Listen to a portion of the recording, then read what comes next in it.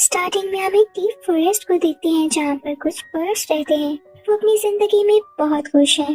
वो सिंगिंग कर रहे हैं, डांसिंग कर रहे हैं और इधर उधर उड़ रहे हैं। लेकिन तभी वहाँ पर प्लेन आता है।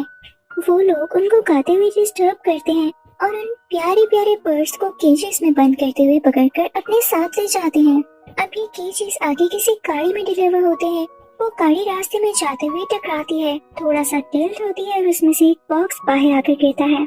उस गाड़ी को पता नहीं चलता, वो बॉक्स वहीं पर पड़ा रहता है। वहाँ से एक बच्ची गुजर रही होती है जो उस बॉक्स को खोल कर देखती है। उसके अंदर एक बहुत ही क्यूट ब्लू कलर का पैरट होता है जिसे वो बच्ची अपने साथ अपने घर ले आती है और बहुत ज्यादा खुश होती है। वो उसके साथ खेलती, उससे बातें किया करती और इसी तरह से 15 साल गुजर जाते हैं, यानी 15 इयर्स हो जाते हैं उन दोनों को साथ रहते हुए। पैरट भी बड़ा हो चुका होता है और ऑब्वियसली वो छोटे बच्चे भी। उन दोनों की दोस्ती बहुत ही कमाल की होती है। ये लड़की बहुत ही ज्यादा प्रोटेक्टिव होती है। इसकी एक लाइब्रेरी होती है जिसमें ये अपना टाइम स्पेंड किया करती थी। लोग इससे बुक्स लेने भी आया करते थे। पर आज जो कस्टमर इसके पास आया था वो बुक्स की खातिर नहीं बल्कि ब्लू पैरट की खातिर आया था। वो इसको बताता है कि मैं इतनी दूर से सिर्फ इस पैरट से मिलने आया हूँ क्योंकि ये ब्लू पैरट अपनी स्पीशीज का आखिरी पैरट था और ये पैरट जो इस बच्ची के पास था मेल था, जबकि फीमेल पैरट इस कस्टमर के पास था। तो वो कस्टमर इस लड़की से कहता है कि क्यों ना इन दोनों पैरट्स को मिलवाकर जनरेशन बढ़ाई जाए। अगर ये मर गई तो ये स्पीशीज एक्सटिंक्ट कर जाएगी, यानी खत्म हो जाएगी। तो वो लड़की कहती है हाँ आइडिया तो अच्छा है, पर इसके लिए मुझे क्या करना होगा। तो वो आदमी कहता है कि जिस कंट्री में रहता हूँ तुम्हें साथ आना होगा। तो ये लड़की कहती है सॉरी मैं आपके साथ नहीं आ सकती और उसे कहती है कि अब आप लाइब्रेरी से बाहर चले जाएं, मेरे पास टाइम नहीं है। इस लड़की का नाम लिंडा होता है। ब्लू पैरट को अभी तक उड़ना नहीं आता था और ये उसे उड़ना सिखाती थी, पर रोज कोई ना कोई मसला हो जाता था। लिंडा अब सोचने लगती है कि ब्लू तुम्हारा क्या किया जाए, तुम्हें उड़ना भी नहीं आ रहा और तुम्हारे पास क्या एक्टिविटी बची है। तभी उसके माइंड में एक बात क्लिक होती है कि क्यों ना उस आदमी की बात मान ली जाए और उसके कंट्री चला जाए। अब लिंडा और ब्लू उस कंट्री पहुंच जाते हैं। उस आदमी का अपना एक पेट क्लिनिक होता है जहाँ पर और भी काफी सारे बर्ड्स थे। ब्लू उन्हें देख के काफी खुश होता है।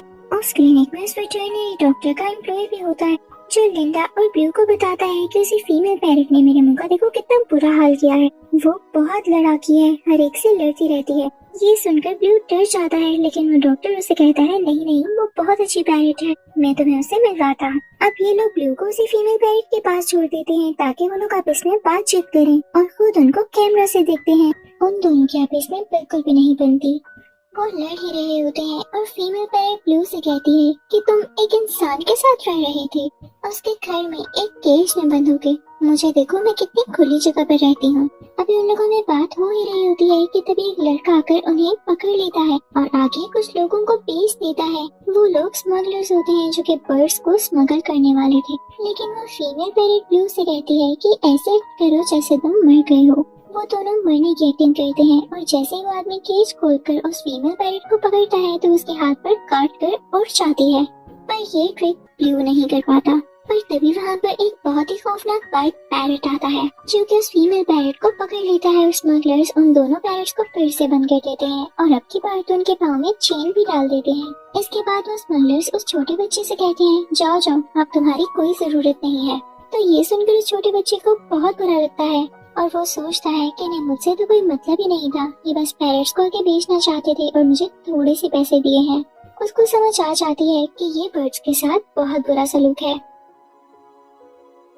बर्ड्स ऐसा ट्रीटमेंट डिजर्व नहीं करते। तो वो सोचता है कि काश मैं इनको आजाद यानी फ्री करवा सकता। उधर ब्लू और उसी फीमेल पैरट को एक विंडो दिखाई देती है। वो वहाँ से उड़ जाते हैं लेकिन दोनों के पाँव में चेन होती है तो वो ठीक से उड़ नहीं पा रहे होते। साथ ही साथ ब्लू को उड़ना भी तो नहीं आता था, कभी भी वो खुली जगह पर रहा ही नहीं था। और जब ये बात फीमेल पैरट को पता चलती है तो उसे तो बहुत गुस्सा आता है, लेकिन अब वो क्या कर सकती थी। तो दोनों भागने लगते हैं। अब ये लोग भागते भागते एक फॉरेस्ट में पहुंच जाते हैं। फीमेल पैरट थोड़ा सा उड़ती है और जरा सी ऊंची जगह पर आकर बैठ जाती है। ब्लू से कहता है मुझे डर लग रहा है, मैं कभी भी इस तरह से ऐसी जगह पर नहीं आया। तो वो फीमेल पैरेट उसे कहती है, भाई तुम बहुत ही डरपोक हो, थोड़ा तो हौसला रखो। और अब वो दोनों वहीं पर सो जाते हैं। वो तो लिंडा और वो डॉक्टर काफी ज्यादा परेशान होते हैं और उन दोनों पैरेट्स के मिसिंग पोस्टर्स लगा रहे होते हैं। अब वो दोनों भी पोस्टर्स डिस्ट्रीब्यूट कर करके थक चुके थे, तो वो लोग बाहर ही सो जाते हैं। सुबह उनकी आंख खुलती है उसी बच्चे को देखते हुए। वो बच्चा उन्हें पैरेट्स का एक पर दिखाता है और अपने साथ आने का कहता है। दूसरी तरफ जब स्मगलर्स के आदमी को पता चलता है कि पैरेट्स भाग चुके हैं, तो वो 2 हैंड्स को पकड़ते हैं, उन्हें ब्लू पेंट करते हैं और उसे केज में बंद कर देते हैं। स्मगलर जब देखता है वो तो बच्चा नहीं था ना, तो उसे समझ आ जाती है कि ये पेंटेड हैंड्स हैं। वो अपने लोगों पर बहुत गुस्सा करता है और कहता है कि मुझे आज की डेट में वो पैरेट्स वापस चाहिए, मुझे आइटम को डिलीवर करना है। उधर फॉरेस्ट में हम उन्हीं बर्ड्स को देखते हैं, यानी उन्हीं दोनों पैरेट्स को। वो परेशान होते हैं कि अपने पाँव की चेन किस तरह से तोड़ें। वो हल्का सा ऊपर उठते हैं, कभी अपनी चेन के ऊपर पत्थर फेंकते हैं, लेकिन चेन तो टूट ही नहीं रही होती। तभी वहाँ पर उन्हें एक ब्लैक बर्ड के बेबीज दिखाई देते हैं, जिनसे वो दोनों खेलने लगते हैं और बहुत खुश होते हैं। जल्दी वहाँ पर वो ब्लैक बर्ड खुद भी आ जाता है। उसे अच्छा लगता है कि देखकर कि ये दोनों पैरेट्स मेरे बेबीज के साथ खेल रहे हैं, तो उनकी चेन तोड़ने के लिए उनकी बात मान लेता है, यानी उनकी मदद करने के लिए तैयार हो जाता है। उधर वो क्रीपी व्हाइट पैरेट भी जंगल में आता है और छोटे छोटे मंकीज को इकट्ठा करके कहता है कि तुम लोगों को तो पैरेट्स को ढूंढना है।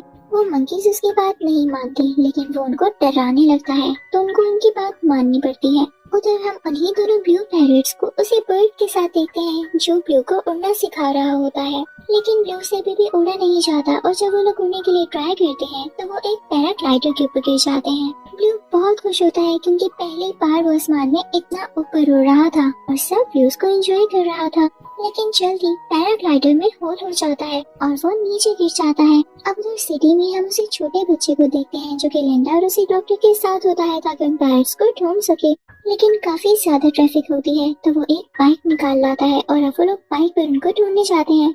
इस सिटी का नाम रियो होता है। वो दोनों ब्लू पैरेट्स भी उसी ब्लैक बर्ड के साथ इस सिटी पहुंच चुके थे। यहाँ रोड पर उन्हें और भी बर्ड्स मिलते हैं, जिनके साथ मिलकर वो बहुत ज्यादा खुश होते हैं और अब वो लोग सीधा एक कार्निवल में जाते हैं। ये सारे बर्ड्स सिंगिंग और डांसिंग कर रहे होते हैं जैसे ये बर्ड्स का ही कार्निवल हो, लेकिन जल्द यहाँ पर वो सब मंकीज आ जाते हैं जिनको उसी क्रीपी व्हाइट पैरेट ने भेजा था, लेकिन सब बर्ड्स उनसे लड़ते हैं और उन ब्लू पैरेट से कहते हैं कि तुम लोग यहाँ से भाग जाओ। वो ब्लैक बर्ड, ये दोनों ब्लू पैरेट्स और उनके कुछ साथी बर्ड्स जो उनके दोस्त बन चुके थे, सब एक बस की छत पर बैठ जाते हैं। उधर वो बच्चा लिंडा और उसी डॉक्टर को लेकर उस जगह पहुंच चुका होता है जो कि स्मगलर्स की जगह थी। वहाँ पर जाकर उनको पता चलता है कि वो स्मगलर्स और भी बर्ड्स को स्मगल कर रहे हैं। अब उस तरफ सारी बर्ड्स एक ऐसी जगह पर आते हैं जहाँ पर एक बुलडॉग होता है। वो उससे मदद लेने आए थे इन ब्लू पैरेट्स की चेन को अलग कर सके, यानी तोड़ सके। वो एक प्लेट से इनकी चेन तोड़ने की कोशिश करते हैं, लेकिन ये दोनों ब्लू पैरेट्स डर जाते हैं, वहाँ से भाग जाते हैं। ये लोग नीचे गिरने वाले होते हैं कि तभी डॉग इनको बचा लेता है और अब जैसे ये लोग चेन से आजाद होते हैं तो सब बर्ड्स वहाँ से उड़ जाते हैं, इवन वो ब्लू फीमेल पैरेट भी। ब्लू क्योंकि उड़ नहीं सकता था तो वो वहीं पर रह जाता है। ऐसे लग रहा था जैसे सारे बर्ड्स उसे फीमेल पैरेट की मदद करने आए थे और सबके सब ब्लू को अकेला छोड़ गए। ब्लू काफी उदास हो जाता है और वहाँ से चलते हुए ही आगे जाने लगता है। तभी फीमेल पैरेट उसके पीछे आती है तो वो उसे कहता है, जाओ यार, मुझे तुम्हारी जरूरत नहीं है, मैं अपनी दोस्त लिंडा के पास ही जा रहा हूँ, वही मेरी असली दोस्त है।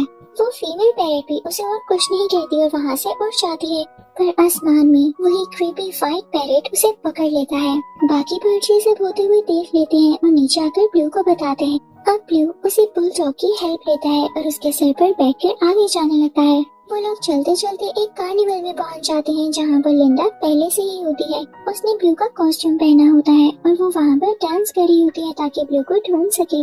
यहाँ पर वो ब्लू को देख भी लेती है, वो उसे आवाज देती है, पर ब्लू उसकी बात नहीं सुनता क्योंकि अभी उसे अपनी फीमेल पैरेट को जो बचाना था। वो सीधा उसी गाड़ी में जाता है जहाँ पर स्मगलर्स बाकी बर्ड्स को स्मगल करने वाले थे और उन्हें आगे लेकर जा रहे थे। वहाँ पर और भी बर्ड्स होते हैं और वो व्हाइट क्रीपी पैरेट बाकी सब बर्ड्स का ख्याल रख रहा था कि वो यहाँ से एस्केप न कर सके। फाइनली वो टाइम भी आ जाता है जब स्मगलर्स अपनी गाड़ी एयरपोर्ट पर रोकते हैं और एक प्लेन में सारे केजेस ट्रांसफर करने लगते हैं। स्मगलिंग का टाइम आ चुका था पर लिंडा भी समझदारी करती है और डॉक्टर के साथ अपनी गाड़ी में उसी जगह पर आ जाती है। उन्होंने वो गाड़ी कार्निवल से ही ली होती है और बिना देर किए हुए वो वहाँ पर पहुँच जाते हैं। वहाँ पर उसे क्रेपी पैरेट ने ब्लू को भी केज में बंद कर दिया होता है और अब प्लेन टेक ऑफ करने वाला होता है। लिंडा उसे कार्निवल कार की स्पीड तेज करते हुए प्लेन से टकराने की कोशिश करती है ताकि प्लेन रुक जाए, पर ऐसा नहीं हो पाता। तभी ब्लू को एक आइडिया आता है। वो पास देखता है कि एक सिलेंडर पड़ा हुआ है। वो उसे अपने केज के साथ बांधता है और उसे फेंकता है, जिसके बाद केज का दरवाजा खुल जाता है। वो बाहर आता है और बाकी केजेस को भी खोलता है। सब बर्ड्स बहुत एक्साइटेड होते हैं क्योंकि वो सब अब फ्री थे। अब ब्लू प्लेन का वो दरवाजा भी खोल देता है जहाँ से एग्जिट थे। सारे बर्ड्स वहाँ से उड़ जाते हैं, पर यहाँ पर रियो की किस्मत अच्छी थी कि वो फीमेल पैरेट उसके पास रुकती है, पर वो व्हाइट क्रेपी पैरेट भी आ जाता है। वो ब्लू के ऊपर आ जाता है और उसे रोकता है। वो फीमेल पैरेट उनके पास जाकर उनको रोकती है ताकि वो ब्लू को आजाद करवा सके, लेकिन वो व्हाइट क्रेपी पैरेट उसे धक्का देता है। वो बेचारी दूर जाकर गिरती है और उसका एक पैर केज के नीचे आ जाता है, लेकिन तभी ब्लू देखता है कि वही सिलेंडर ब्लास्ट करने वाला है, तो वो उसके साथ उसी व्हाइट पैरेट का पंख बांध देता है। जल्दी वो ब्लास्ट कर जाता है और प्लेन से बाहर जाकर गिरता है, जिसके साथ वो व्हाइट पैरेट भी बाहर चला जाता है। अच्छी बात ये कि वो सिलेंडर लगता भी प्लेन के इंजन में है, जिससे वो प्लेन भी डिस्ट्रॉय हो जाता है। ये दोनों ब्लू पैरेट्स भी प्लेन से नीचे जंप कर देते हैं, लेकिन अब की बार तो उस फीमेल पैरेट को ब्लू खुद बचाता है अपने परों में लेकर, क्योंकि ब्लू अब उड़ना सीख चुका था। वो दोनों मिलकर लिंडा के पास जाते हैं। लिंडा बहुत खुश होती है और उन दोनों को खुशी खुशी उड़ा देती है, जिसके बाद वो दोनों उड़कर जंगल की तरफ चले जाते हैं। और यहीं पर इस मूवी के पार्ट 1 की हैप्पी एंडिंग होती है। I hope you like the explanation. Thank you for watching.